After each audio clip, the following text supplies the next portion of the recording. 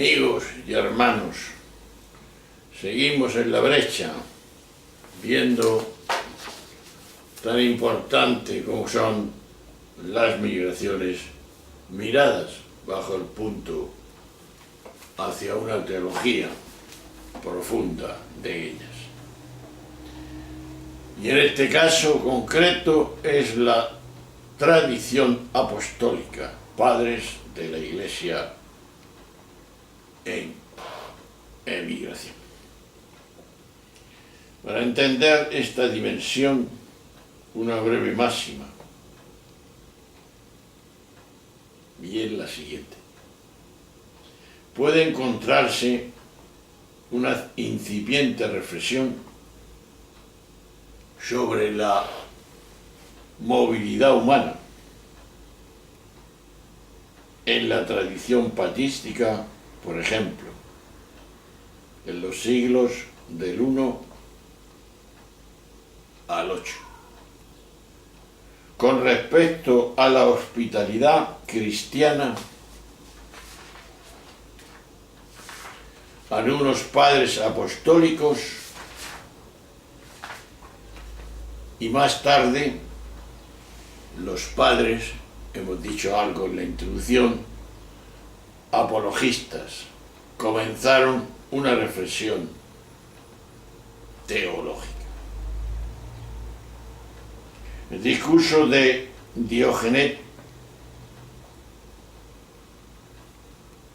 Clemente de Roma, Didier, Orígenes, Lactancio, Basilio, Arístedes, Juan Crisóstomo, Gregorio de Nisa y Ambrosio de Milán, decía, habitan sus propias patrias.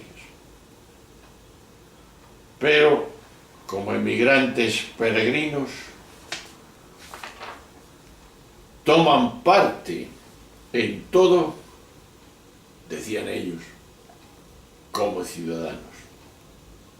Y todo lo soportan como extranjeros. Toda tierra, decían ellos, extraña, es para ellos patria y toda patria tierra extraña, dijo Diógenes.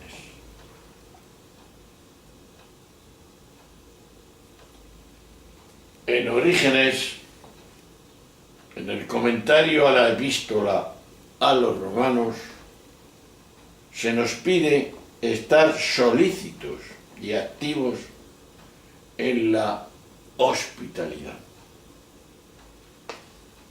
Al decir que tenemos que ser solícitos y en la hospitalidad, en Romanos 12, versículo 13, no solo da a entender que recibimos al huésped que venga a nosotros, sino también que lo busquemos, que seamos solícitos, que descubriéndonos nos inquietemos con gran diligencia por tantas partes, no sea que acaso se halle en alguna plaza que tenga que dormir al raso, sin techo. En el siglo IV, Juan Crisóstomo pone de relieve la hospitalidad sobre otras necesidades materiales. Pues piensa eso sobre Cristo, dice él. Él anda errante y peregrino, necesitado de techo, y tú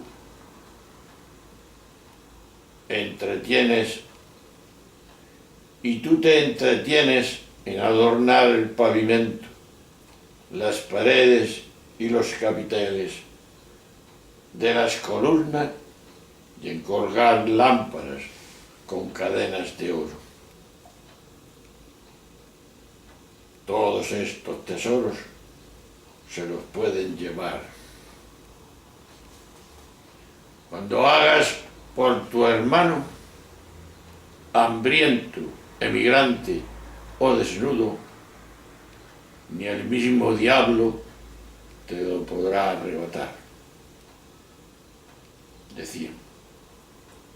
Por su parte, San Ambrosio de Milán realiza ciertos planteamientos en defensa de las personas migrantes que bien podrían firmarse en nuestros días.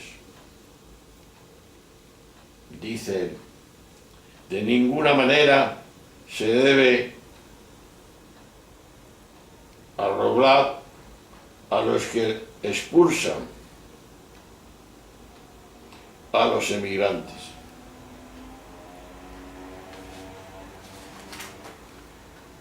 De la ciudad en tiempos de hambre, cuando deberían de ayudar más. Les separan de la relación con el Padre común. Les niegan los frutos dados para todos. Les separan de la comunidad de vida ya iniciada. No quieren repartir con los que tienen derechos comunes los recursos comunes en tiempos de necesidad.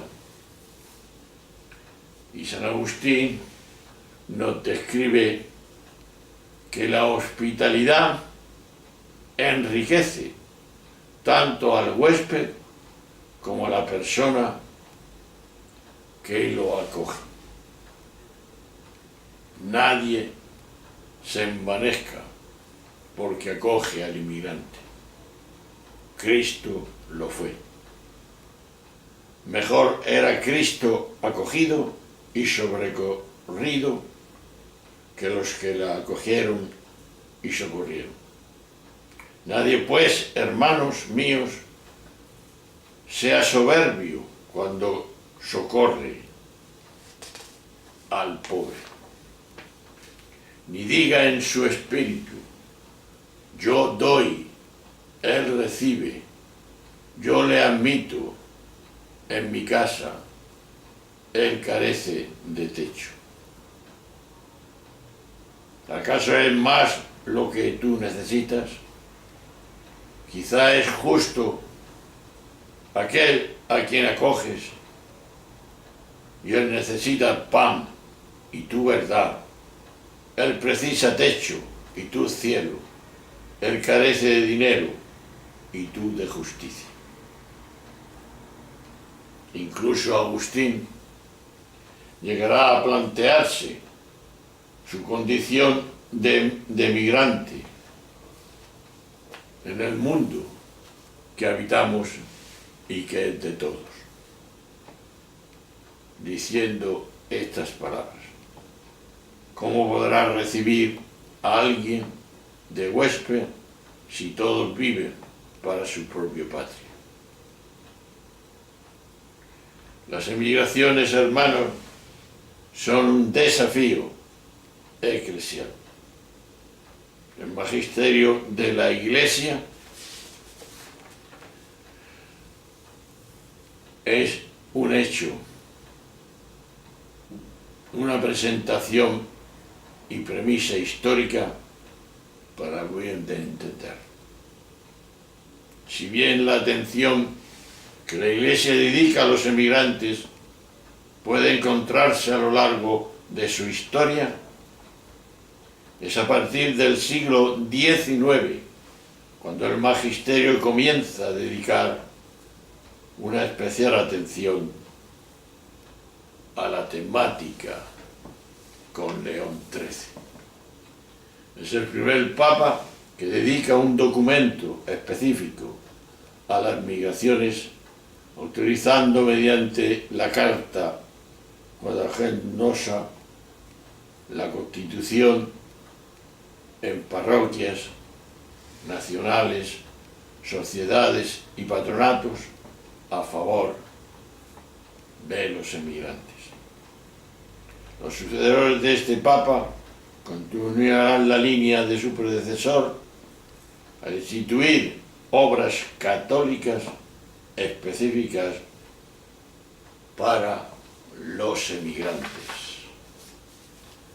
Pío X subraya el papel de las diócesis de origen en este servicio, mientras que Benedicto XV y Pío XI señalan la responsabilidad de la acogida por parte de las iglesias locales. Ya en el 1914, bajo el pontificado de Benedicto XV, se instaurará la Jornada Mundial del Emigrante y del Refugiado.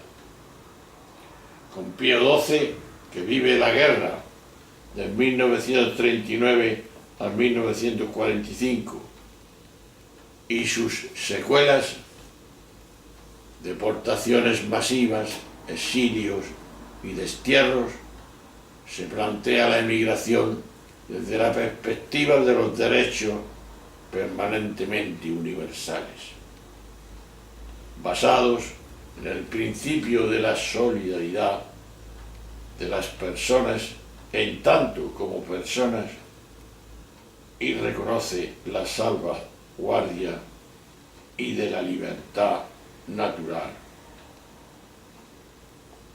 a la emigración. La exhortación apostólica Exsul Familia, la familia en exilio, propone la Sagrada Familia en su exilio a Egipto como tono de las máximas migraciones forzosas que vivimos actualmente. La familia de Nazaret, modelo y consuelo de refugiados. La familia de Nazaret, desterrada, Jesús y María y José, emigrantes a Egipto y refugiados allí, para sustraerse de las iras de un rey impío. Son el modelo y el ejemplo del consuelo de migrantes y peregrinos en todos los tiempos y lugares, y de todos los prófugos de cualquiera de las condiciones que, por miedo de las persecuciones, acuiciados por la necesidad, se ven obligados a abandonar la patria, los padres queridos, los parientes, los dulces amigos, para dirigirse a tierras extrañas, desconocidas. Y hay más. En las encíclicas Paz Interni y Mater Magistra de Juan XXIII transformaba los principios incoados por Pío XII y aporta nuevas luces ante los crecientes fenómenos de la globalización que se iniciaron durante los años 60. El Concilio Vaticano II abundó en la misma idea, a la vez que propuso una legislación generosa con los recién llegados. La Gaudium et Spes incluye numerosas referencias al problema de los movimientos migratorios. En su párrafo 66. Y en las encíclicas Paz Interni, Mater Magistra, todas ellas van manifestando esa dimensión de la inmigración. Y pasamos a Pablo VII, continúa en esta línea marcada por el concilio y sus predecesores e instituye la misión pontificia para la pastoral de las migraciones. El Papa Juan Pablo II, hoy santo, incluye en sus escritos múltiples referencias a los problemas de los emigrantes, desarrollando ampliamente la doctrina social de la Iglesia sobre estos temas. Y los últimos documentos de carácter social de Juan Pablo II, sobre todo Labore Exerce, Solicitudes el Rei Socialis y Cantesimus Annus, así como Familiares Consortio Christi Fidelis Laici Redentoris Missi.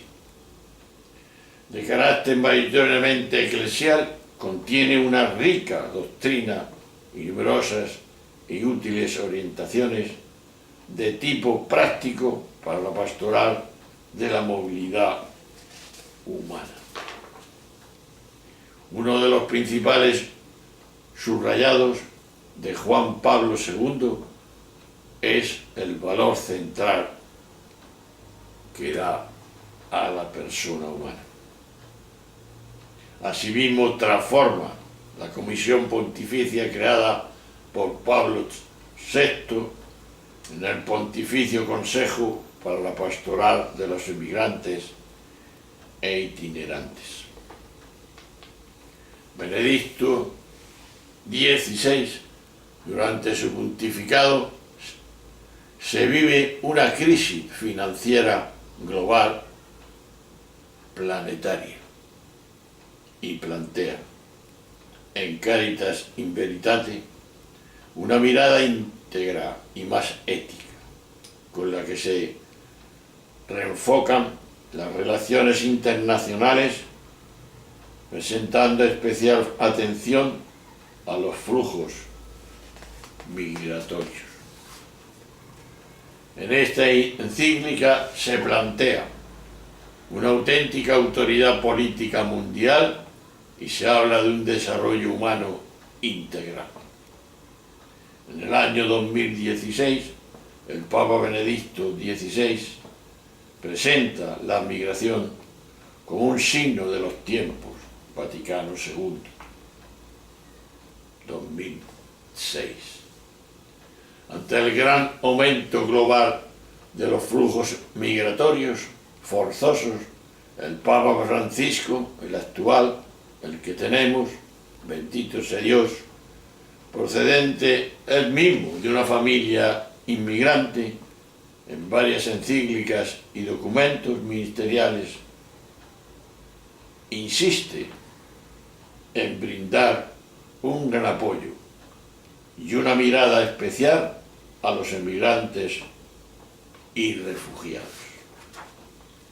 En la actualidad se ha convertido en uno de los grandes líderes mundiales que han puesto en foco especial en la realidad del dolor y sufrimiento y además de la riqueza y esperanza que aportan las personas emigrantes, como hemos dicho antes.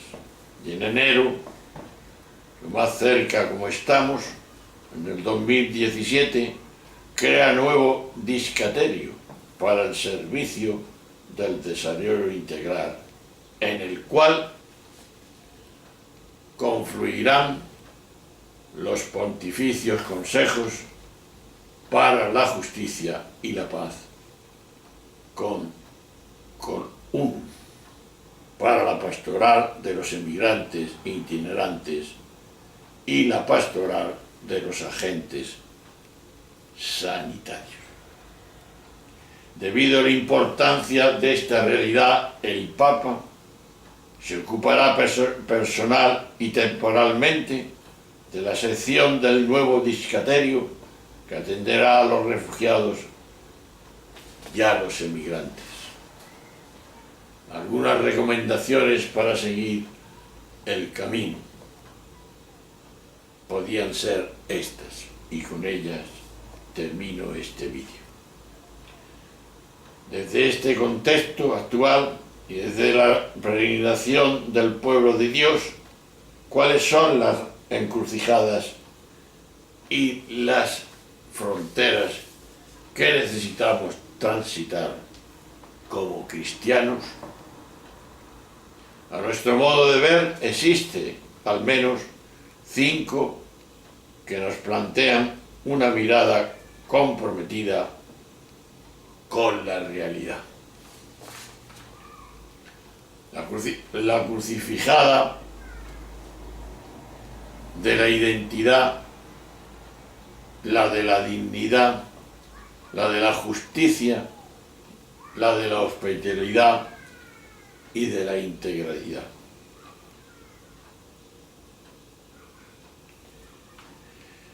La identidad, ¿quién es? Mi familia. Uno de los grandes debates que se viven en nuestra sociedad respecto de la realidad migratoria tiene que ver con nuestra cuestión de identidad planteada a través de distintas tensiones.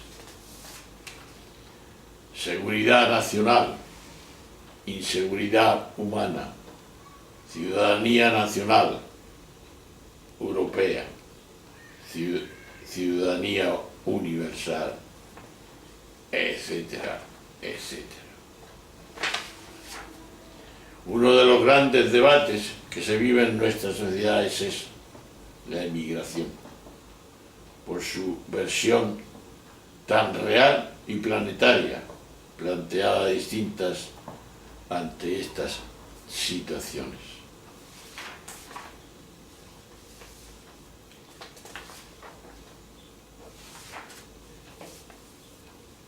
Algunos teólogos católicos han planteado la hipótesis de que en los países occidentales la mayoría de los cristianos se sienten cómodos con una idea de Estado-nación, en la que se acepta la asunción de que los países de los que vivimos son nuestros y que como poderosos anfitriones somos llamados a actuar benévola y creativamente con los extranjeros. Muchos de estos discursos presuponen una noción de nación, en tanto que es sinónimo de familia u hogar, expresado en términos como la tierra de nuestros padres, madres y ancestros. Cuidar de nuestra herencia, asegurar nuestros hogares.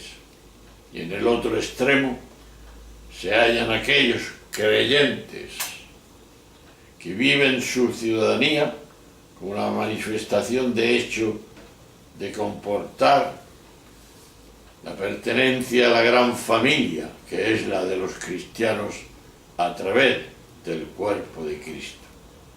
Y asimismo es interesante explorar el Evangelio de Mateo para arrojar algo de luz sobre planteándonos algo importante. Mateo inicia su capítulo primero con la genealogía de Jesús en Mateo 1:17 y da cuenta de su bona fides familiar. Lo presenta a la Sagrada Familia antes, durante y después del nacimiento de Jesús de Nazaret. El diablo fue el primero en llamarlo Hijo de Dios. Y el propio Jesús se refiere a Dios como Abba, Padre, cuando enseña a rezar a sus discípulos. Pues bien, este lenguaje familiar abunda en el Evangelio. No es menos cierto que el inicio de la vida pública de Jesús supone una cierta ruptura a la que el seguimiento de Jesús se sitúa por delante de los lazos de sangre. Otra familia. En el 10º capítulo Jesús incluye a los discípulos apóstoles en su misión, poniendo claramente por delante el seguimiento de la voluntad de Dios frente a cualquier otro cometido o mediación, incluso la familiar. Desde esta perspectiva hay dos pasajes que son muy aclaradores y esclarecedores. Por ejemplo, no penséis que he venido a traer paz, sino división, espada. Si he venido a enfrentar al hombre con el padre, a la hija con su madre, la nuera con su suegra, y enemigos de cada cual serán los que conviven con él. El que ama a su padre o a su madre más que a mí, no es digno de mí. El que no encuentre su vida, la perderá, y el que no toma su cruz y me sigue detrás de mí, no es digno de mí. Y el que pierda su vida, la perderá, y el que pierda su vida por mí, la encontrará. Y así sucesivamente va exponiendo esa dimensión que Jesús tenía claro de su relación con la humanidad. Todavía estaba hablando, y termino con esto, a la muchedumbre cuando su madre y sus hermanos se presentaron fuera y trataban de hablar con él. Alguien dijo: oye, ahí fuera está tu madre y tus hermanos que desean hablarte. Pero él respondió al que se lo decía: ¿quién son mi padre y quién son mis hermanos? Pues mi padre y mis hermanos son los que hacen la voluntad de mi padre. Esos son mi padre y mis hermanos. En la dimensión de la gran familia de Dios, en la gran familia de los que quieren que su Padre reine. Estos son mi Padre y mis hermanos, por todo aquel que cumpla la voluntad de mi Padre celestial. Ese es mi hermano, mi hermana y mi madre. Pues bien, hermanos, nos vamos a quedar aquí. Podríamos seguir y seguiremos en el próximo vídeo hablando sobre la emigración y cómo Jesús se presenta siempre como un peregrino, como alguien que ha sido acogido por cada uno de nosotros también. Bueno, nos vemos en el próximo vídeo, hablar de todos estos acontecimientos, de las miradas que tenemos que tener de conjunto, mirar al hermano que está sufriendo y sobre todo al hermano emigrante. Un saludo fuerte, hasta la próxima. Adiós.